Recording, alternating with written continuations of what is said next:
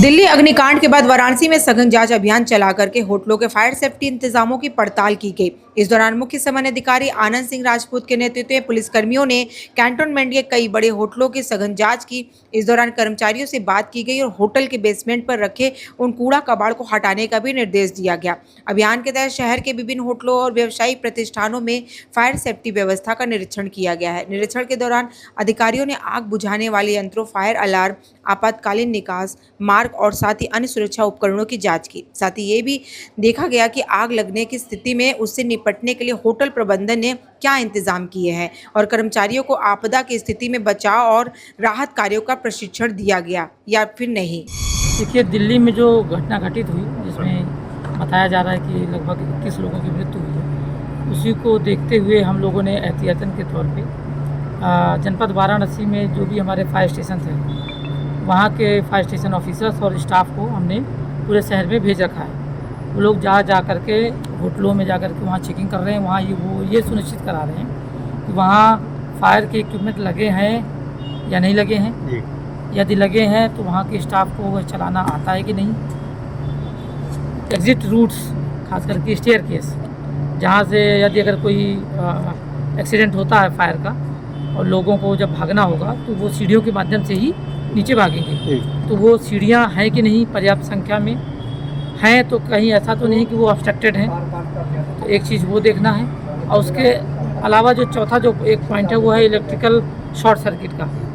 ज़्यादातर जो है शॉर्ट सर्किट के कारण आग लगती है। तो हम इनको ये निर्देश दे रहे हैं कि अपना कम से कम एक बार इलेक्ट्रिकल सेफ्टी ऑडिट जरूर करवा लें और वायरिंग की स्ट्रेंथ, उसकी कैपेसिटी, करंट कितना कैरी कर सकता है वो चेक करा लें, अपना लोड चेक करा लें और उसी के हिसाब से वायरिंग को बदलवा लें।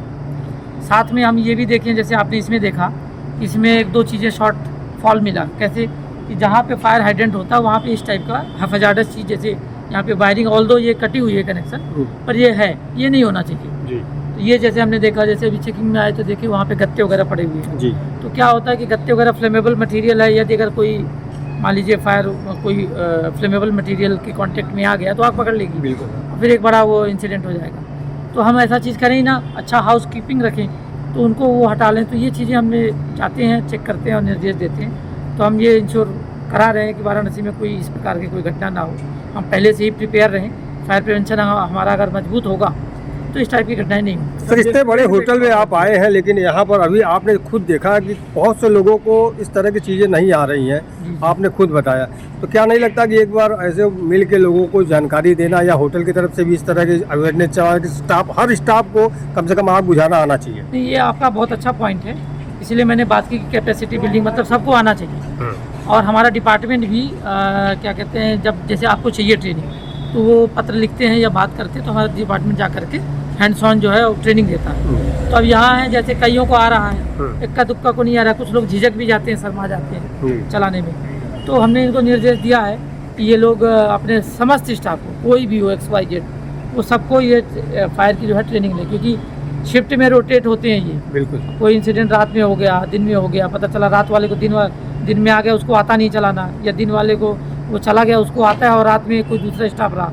तो ये चीज़ अगर ट्रेनिंग वगैरह होगी तो ये लोग क्या कहते हैं आग को बुझा लेंगे। तो यही चीज़ है, हम लोग जो चेकिंग जो करते हैं उसका यही हमारा ऑब्जेक्टिव होता है कि जिससे ज़्यादा से ज़्यादा अग्नि सुरक्षा के प्रति लोगों को जानकारी हो। बनारस में कई होटल ऐसे हैं जहाँ फायर सेफ्टी का बिल्कुल भी ख्याल नहीं रखा गया, कई जगह कनेक्शन ही है। उन लोगों के लिए क्या कुछ तैयारी है, कुछ कार्रवाई? देखिए, हाँ, वही हम आइडेंटिफाई कर रहे हैं, क्योंकि पूरे जनपद में अभी तो मैं यहाँ आया हूँ, आप देख रहे हैं, हमारी टीम अलग अलग जगहों पे जा रही है। तो कल जैसे हमने 12 बिल्डिंगों को चेक किया था, ठीक है, टोटल उसमें से 4 बिल्डिंगें जो है उसमें शॉर्टफॉल मिला था। तो उनको हम नोटिस देते, समय देना होता है कि समय 30 दिन या 45 दिन, डिपेंडिंग अपॉन बिल्डिंग का कितना साइज़ है, तो उसके हिसाब से जो इक्विपमेंट लगा लें। अगर नहीं लगाते हैं तब उसके बाद फिर भी जो भी हमारे पास विधिक कार्रवाई के प्रोविज़न है, उनका विद्युत विच्छेदन है या उनको पेनल्टी लगाने का है या सीलिंग के लिए ADM प्रोटोकॉल से आपको लिख देना है। तो इस टाइप की हम कार्रवाई करते हैं। पहले हमने विगत उसमें किया भी है, 28 या 29 को हमने जो है बिजली कटवाने का नोटिस बिजली विभाग को दिया था, इसमें से बिजली विभाग ने 16 का काटा भी है। अभी हाल ही में 1 महीने पहले मैंने बताया है जी, 2 बिल्डिंगें थी, एक में तो आग लगी थी, उसके एक बगल में भी थी, तो दोनों को हाँ उनका विद्युत विच्छेदन भी हुआ और उनका जो है सील कर दिया गया। सर, छोटे छोटे जो गेस्ट हाउस है उन लोगों को किस तरह के इस तरह से अवेयर करें, क्योंकि अक्सर देखा जाता है 5-6 कमरे का गेस्ट हाउस बना लिए, कोई व्यवस्थाएं वहाँ नहीं रहती। ऐसे लोगों के लिए क्या देखिए कहेंगे? वो डिफरेंस है, गेस्ट हाउस और पेइंग गेस्ट हाउस में अंतर है। जी। गेस्ट हाउस तो हमारे एम्बिट में आते हैं, हम्म, उनको फायर से जो है सर्टिफिकेट लेना पड़ता है, हम्म, तो वो आते हैं। तो वही जैसे होटल है तो उसमें थोड़ा सा नॉर्म्स कम होते हैं, जी। ठीक है। लेकिन जो पेइंग गेस्ट हाउस है उसमें जो है हमारे से फायर सेफ्टी सर्टिफिकेट की आवश्यकता नहीं होती। पर अभी गवर्नमेंट ने एक अच्छा इनिशिएटिव लिया है, उसमें एक कमेटी बनी है पर्यटन विभाग की अध्यक्षता में, उसमें फायर भी है, नगर निगम भी है, पुलिस भी है, लाइट भी है। तो हम लोग जा करके चेक करते हैं हमारी टीम। तो वहाँ भी हम लोग इंश्योर करा रहे हैं कि फायर फाइटिंग इक्विपमेंट जो है लग जाएं और उनको ट्रेनिंग हो। धीरे धीरे करके ये अनवरत प्रक्रिया है, इस पर हम लोग प्रयास कर रहे हैं कि वजह फायर सेफ्टी जो इंश्योर होती एक आखिरी सवाल सर, जनपद वाराणसी में होटल्स के अलावा कई कॉम्प्लेक्स और कमर्शियल बिल्डिंग्स है जहाँ सैकड़ों की संख्या में लोग कार्यरत हो, तो क्या उन पर भी जांच करेंगे, उनको भी निर्देश दिया जाए कुछ? हाँ, उनको हम लोग देते हैं लगातार। जो मुख्यालय का हमारे यहाँ से एक अभियान का एक वो बना हुआ है, सर्कुलर बना है, उसमें कि 15-15 दिन में रहता है कि कभी कमर्शियल बिल्डिंग को करना है, कभी होटल करना है, कभी हॉस्पिटल करना है। इस प्रकार से वो लगातार अभियान चल रहा है और हम लोग जाते रहते हैं, टोका टाकी करते रहते हैं। और आप देख रहे होंगे उसी का नतीजा है कि हमारे यूपी में उतना बड़ा, हाँ, इंसिडेंट होता है छोटा सा, लेकिन वो कर्टेल कर लिया जाता है। या तो वहीं पे लोकल पब्लिक कर लेती है जो वहाँ के रेसिडेंट्स हैं, या फिर फायर डिपार्टमेंट जा करके करती है, पर इतना बड़ा नहीं होता। तो ये एक अवेयरनेस का ही एक वो है कि हम लोग डिपार्टमेंट के माध्यम से जो अवेयरनेस फैला रहे हैं, आप लोग प्रिंट मीडिया, इलेक्ट्रॉनिक मीडिया के माध्यम से भी जो मैसेज जा रहा है। अब जैसे आज हम जो चेकिंग कर रहे हैं तो इसका मैसेज जाएगा पूरे जनपद। बिल्कुल। तो जो भी जो बिल्डिंग ओनर्स हैं वो इसको देखेंगे कि भाई हम लोग भी इन चीज़ों पे कार्य करें। तो अगर ये चीज़ें अगर वो कर लेंगे, जो मैंने 3-4 पॉइंट्स बताए हैं, तो निश्चित ही जो फायर प्रिवेंशन जो है हमारा स्ट्रेंथन होगा।